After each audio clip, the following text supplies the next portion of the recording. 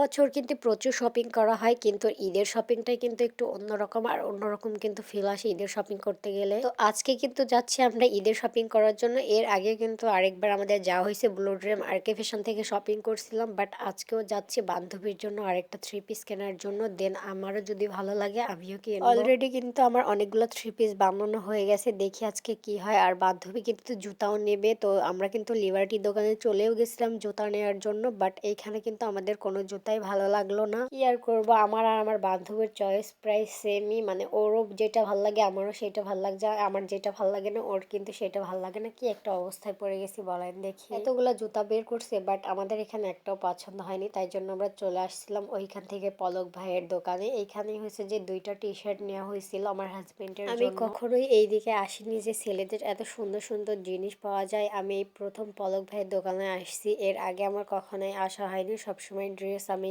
Sari house মনে রেখো ওই দিক থেকেই কেনা হইতো, বাট এই প্রথম কিন্তু ভাইয়াদের এখানে আসছে। ওদের এখানে কিন্তু হিউজ পরিমাণে ছেলেদের কালেকশন আছে।